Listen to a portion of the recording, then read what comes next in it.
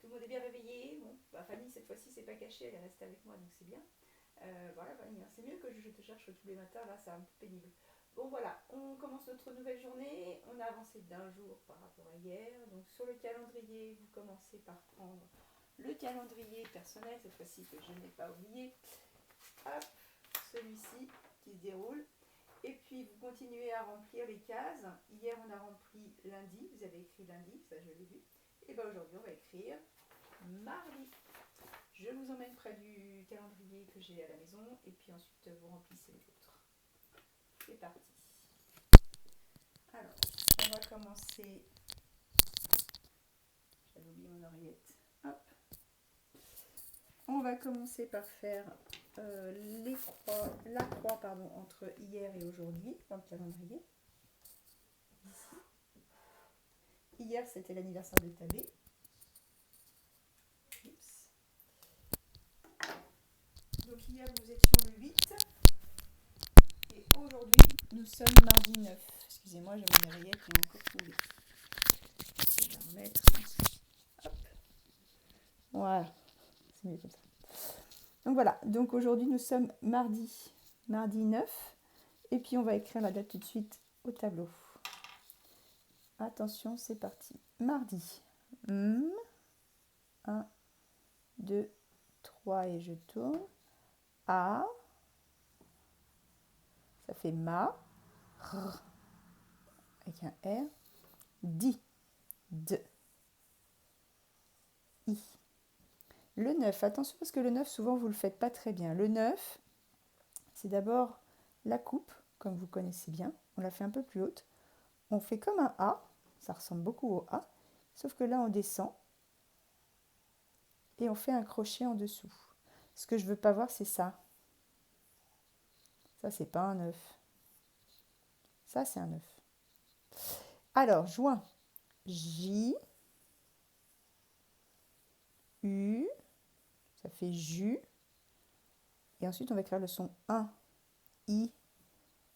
N. C'est comme dans Valentin. Je fais descendre le passager. Ça fait IN. Ça fait comme dans Valentin. Joint. Valentin. Ça finit en 1. Voilà la date d'aujourd'hui. Mardi 9 juin. Je fais l'appel.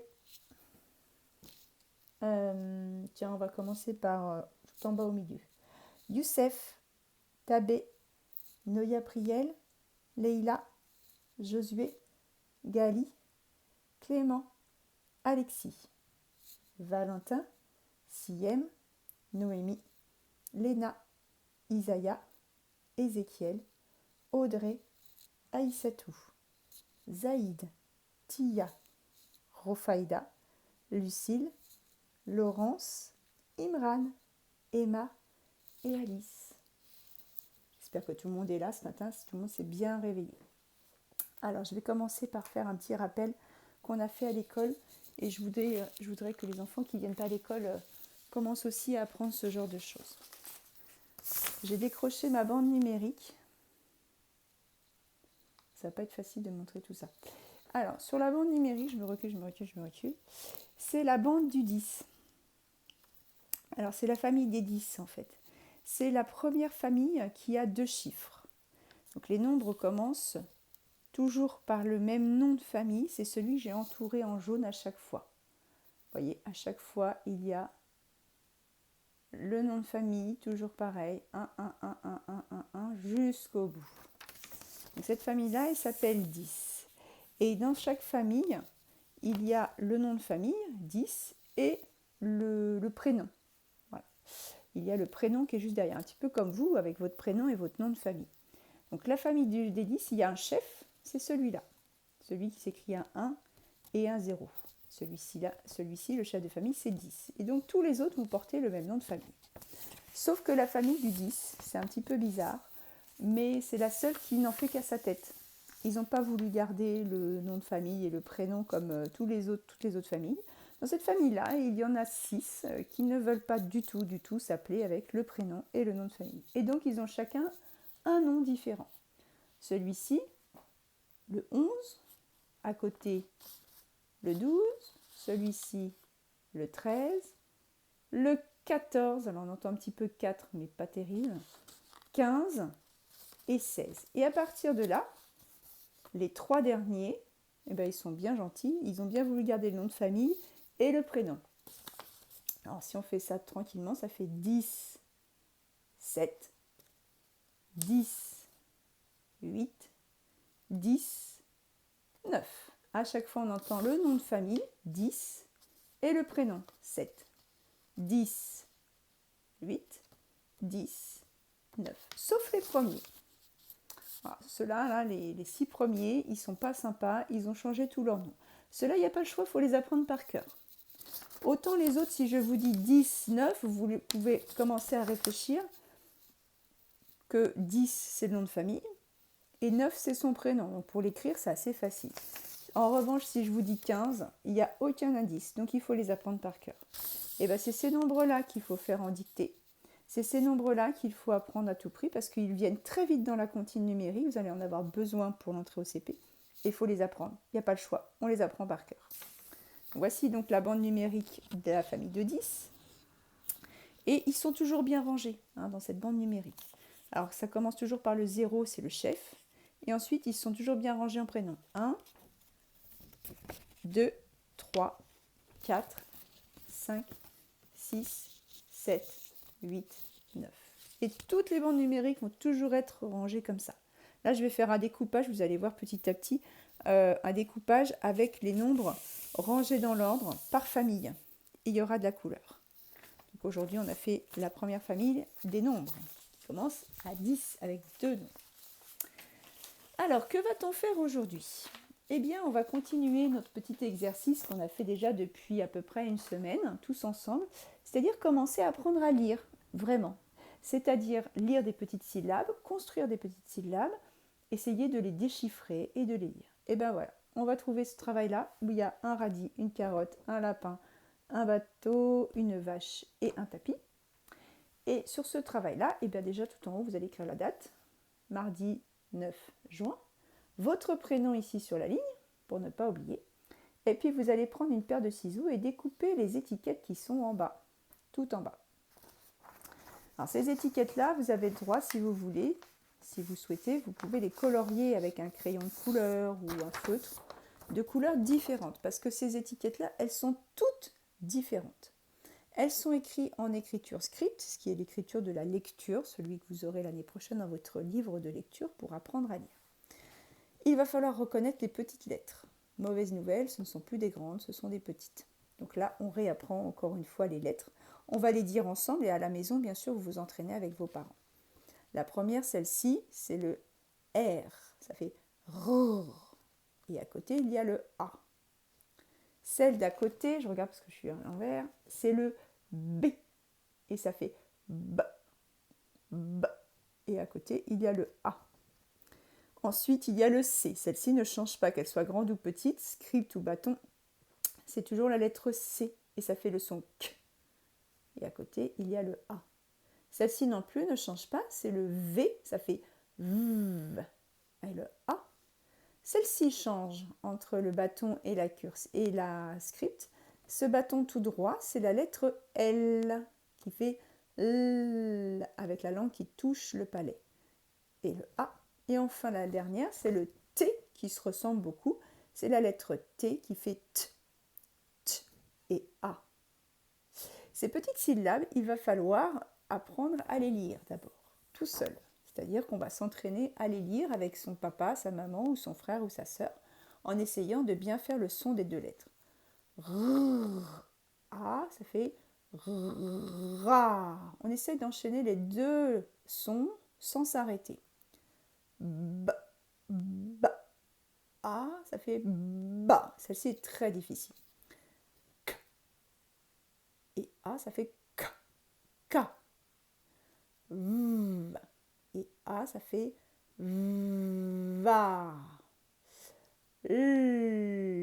La. T, t. Et A, ça fait ta.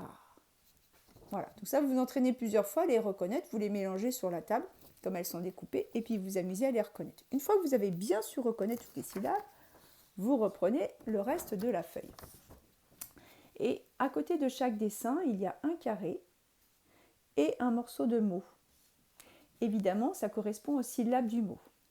Radis, carotte, lapin, bateau, vache, tapis.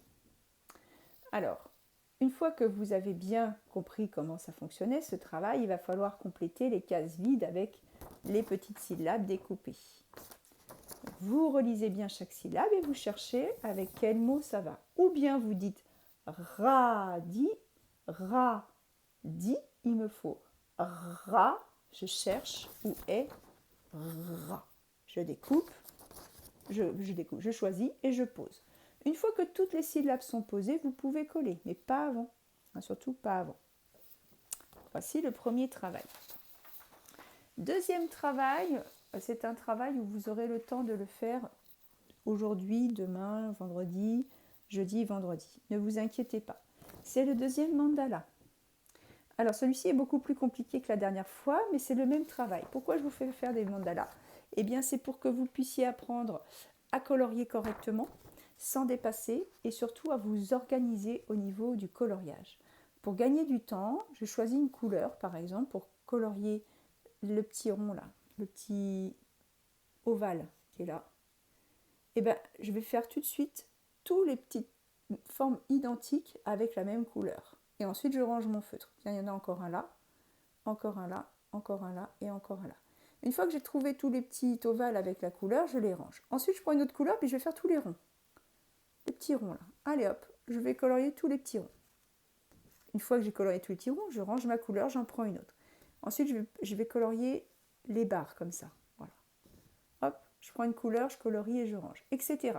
Et petit à petit, vous allez voir que votre coloriage va se faire tranquillement. Vous pouvez mélanger les feutres et les crayons de couleur, ça fait très joli. Prenez votre temps, c'est très très long à faire, je ne vous demande pas de faire ça en une seule fois, ça aurait été à l'école, vous l'auriez eu pour toute la semaine. Donc prenez votre temps, que ce soit d'un beau coloriage, appliquez-vous sans dépasser, faites des petits gestes, ce qu'on appelle les gestes zigzag, et tenez bien votre feutre ou votre crayon, ceux qui ont du mal à bien le tenir. N'hésitez pas, c'est ce genre de travail où c'est facile de prendre un crayon correctement. Révision pour tout le monde.